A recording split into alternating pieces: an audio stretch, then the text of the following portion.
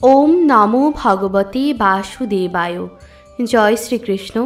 রাধে রাধে। সকালে ঘুম থেকে উঠে বাসি বিছানায় বসে প্রতিদিন 10 বার এই মন্ত্র জপ করলে হবে যে কোনো সমস্যার সমাধান বলে গেছেন শ্রী শ্রী মা সারদা দেবী।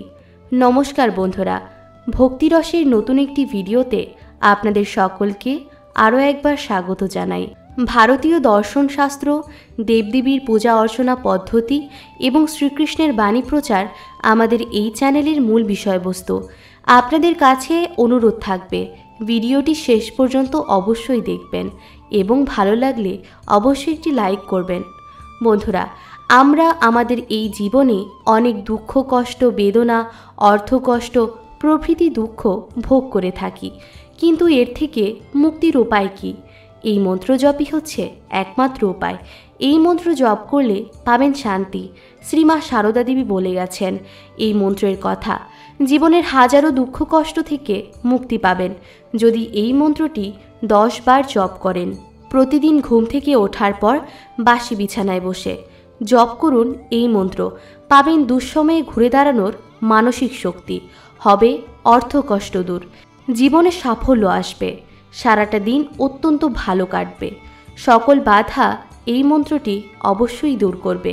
এই মন্ত্রটি কি বলবো ভিডিওতে, তবে ভিডিওটি শুরু করার আগে যারা এই চ্যানেলে নতুন ভিডিও দেখছেন তারা চ্যানেলটিকে সাবস্ক্রাইব করে পাশে থাকা বেল বাটনটি অন করে রাখবেন, যাতে আমরা যখন নিত্য নতুন ভিডিও আপলোড করি সেই ভিডিওর নোটিফিকেশান যেন আপনি সবার আগে পেয়ে যান। ভিডিওটি শেষ পর্যন্ত দেখে যদি আপনার ভালো লাগে তাহলে অবশ্যই একটি লাইক করে দেবেন এবং তার সাথে কমেন্টে জয় শ্রী মা সারদা দেবী বা জয় শ্রী রামকৃষ্ণ পরমহংসদেবের জয় লিখতে ভুলবেন না। তাহলে আসুন ভিডিওটি এবার শুরু করা যাক। 1853 সালের 22শে ডিসেম্বর বাঁকুড়া জেলার জয়রামবাটি গ্রামে জন্ম হয় সারদা দেবীর। তার পিতা ছিলেন রামচন্দ্র মুখোপাধ্যায় এবং মাতা ছিলেন শ্যামা সুন্দরী দেবী। সারদা দেবীর মধ্যে স্বয়ং মা লক্ষ্মী বাস করতেন বলে অনেকেই মনে করে থাকেন।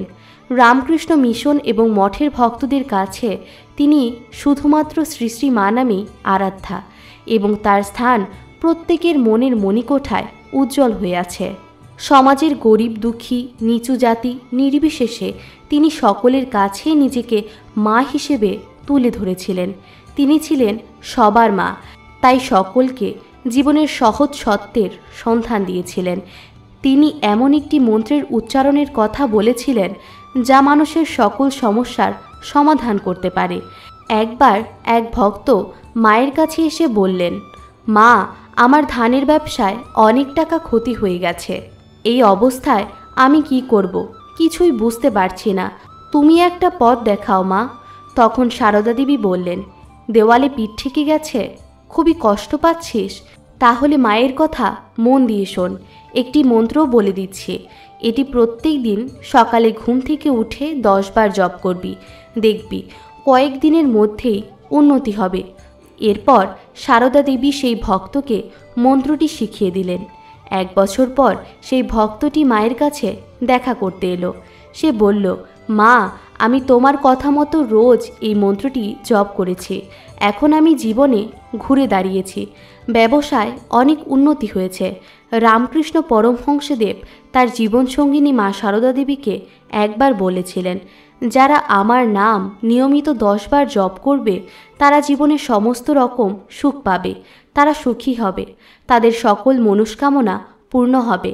তাই মা সারদা দেবী সকলকে এই মন্ত্রটি অর্থাৎ শ্রী রামকৃষ্ণ নাম প্রতিদিন 10 বার করে উচ্চারণ করতে বলতেন। একবার তার এক ভক্ত বিবাহের কিছু বছর পর সন্তান না হওয়ায় কষ্ট নিয়ে মায়ের কাছে দেখা করতে এলেন। সারদা দেবী তাকেও প্রত্যেক দিন ঘুম থেকে ওঠার পর 10 বার শ্রী রামকৃষ্ণ নাম উচ্চারণ করতে বলেছিলেন। বছর 2 পর সেই ভক্ত সপরিবারে একটি ফুটফুটে কন্যা সন্তান নিয়ে মায়ের সঙ্গে দেখা করতে এলেন মায়ের আশীর্বাদ নিতে। এই রকম হাজারো ভক্তের বিভিন্ন দুঃখ কষ্টের সমাধান মা এইভাবেই করেছিলেন। মা সারদা দেবী শ্রী রামকৃষ্ণ নাম জপ করার ওপর সর্বাধিক গুরুত্ব দিতেন। তিনি বলতেন, নাম জপ করে মানুষের মন পবিত্র হয়। যেমন ঝড় এসে মেঘ উড়িয়ে নিয়ে যায়, তেমনি শ্রীরামকৃষ্ণ নামে দুঃসময়ের মেঘ কেটে যায়। এই যুগের অবতার শ্রীরামকৃষ্ণ পরমহংসদেব 1836 সালের 8 ফেব্রুয়ারি কলকাতা থেকে 57 কিলোমিটার উত্তর পশ্চিমে অবস্থিত কামারপুকুর গ্রামে মনুষ্যরূপে আবির্ভূত হন। বাবা ক্ষুদিরাম চট্টোপাধ্যায় এবং মা চন্দ্রমণি দেবী তাদের ভক্তিনিষ্ঠা এবং সত্যপরায়ণ ব্যবহারের জন্য সুপরিচিত ছিলেন, যদিও আর্থিক সচ্ছলতা তাদের ছিল না। শ্রীহরির আশীর্বাদে এই শিশুটির জন্ম হয়েছিল বলে তারা তাদের সন্তানের নাম রাখেন গদাধর। গদাধর ছিলেন গ্রামের প্রত্যেকের চোখের মণি, সবার প্রিয় ছিলেন। গ্রামের আর 5টি শিশুর সঙ্গে তার পার্থক্য ছিল চোখে পড়ার মতো। 1855 খ্রিস্টাব্দে দক্ষিণেশ্বরে মা ভবতারিণী দেবীর প্রতিষ্ঠা হয়। রামকুমার ছিলেন মন্দিরের প্রধান পুরোহিত, কিন্তু কালের বিধানে রামকুমার কিছুদিনের মধ্যেই দেহত্যাগ করলেন, আর প্রধান পূজারীর ভূমিকা পেলেন গদাধর। শ্রীরামকৃষ্ণ হওয়ার যাত্রা এখান থেকেই শুরু হয়েছিল। কিছুদিনের মধ্যে সকলে বুঝতে পারল যে এই নতুন পূজারীটি বড়ই অদ্ভুত। সাধারণভাবে যেখানে পুজো অর্চনা করা হয়ে থাকে, এই পূজারীর কাজ মোটেও সেরকম নয়। এই পুরোহিত মন্দিরে মা কালীর মূর্তির সঙ্গে কথা বলতেন, আর তার সঙ্গে ব্যবহারটিও এমন করতেন যেন মা কালী সত্যিই তার ঘরের দেবী। প্রতিমার সঙ্গে কথা বলতেন, এমনকি প্রতিমার মুখে খাবারও তুলে দিতেন। তার এই স্বভাব দেখে সকলেই তাকে পাগলা ঠাকুর বলতো, কিন্তু তারা বুঝল না যে গদাধর কালীমূর্তির মধ্যে চিন্ময়ী মাকে খুঁজে পেয়েছিলেন।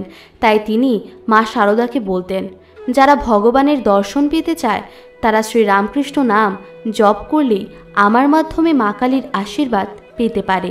তাই বর্তমান এই অস্থির প্রহরে দাঁড়িয়েও শ্রীরামকৃষ্ণ নাম জপ করলে মেলে শান্তি এবং মুক্তির পথ। তাই বন্ধুরা, আপনারা যারা জীবনে কঠিন সময়ের মুখোমুখি হয়েছেন, যারা দরিদ্রতা বা অর্থকষ্টে দিন কাটাচ্ছেন, অথবা কোনো সমস্যার সমাধান খুঁজে পাচ্ছেন না, তারা প্রতিদিন সকালবেলায় ঘুম থেকে ওঠার পর 10 বার শ্রীরামকৃষ্ণ নাম উচ্চারণ করবেন। শ্রীরামকৃষ্ণ নামের এক অলৌকিক শক্তি রয়েছে। এই নামের মাধ্যমে আপনিও পাবেন পরমেশ্বরের আশীর্বাদ। জীবনের সকল সমস্যা থেকে মুক্তি পাবেন, সমস্ত দুঃখ কষ্ট এবং দারিদ্র্য থেকেও মুক্তি পাবেন। মা শারদা দেবী বলতেন, মন একাগ্র না হলেও রোজ জপ করতে। শ্রীরামকৃষ্ণ নাম জপ করতে করতে মন আপনিই শান্ত হয়ে যাবে। যেখানে বাতাস চলাচল করে সেখানে শিখা স্থির থাকতে পারে না, সেই রকম মন অস্থির থাকলে তাকে একাগ্র করা সম্ভব হয় না। এই শ্রীরামকৃষ্ণ নাম তোমাদের মনকে শান্ত করবে, পাপ মুক্ত করবে, ভগবানের আশীর্বাদ লাভ করতে পারবে। বন্ধুরা, ভিডিওটি দেখে যদি আপনাদের ভালো লাগে তাহলে কমেন্টে জয় শ্রীকৃষ্ণ বা জয় শ্রী রামকৃষ্ণ পরমহংসদেব লিখতে ভুলবেন না। তার সাথে আপনার আপনজনদের সাথেও ভিডিওটি শেয়ার করুন, যাতে তারাও কথাগুলি শুনে উপকৃত হতে পারে। সকলে ভালো থাকুন, সুস্থ থাকুন। ফিরে আসছি নতুন একটি পর্ব নিয়ে। আপনার উপর পরমেশ্বরের কৃপা সদা বর্ষিত হোক। জয় শ্রীকৃষ্ণ। রাধে রাধে।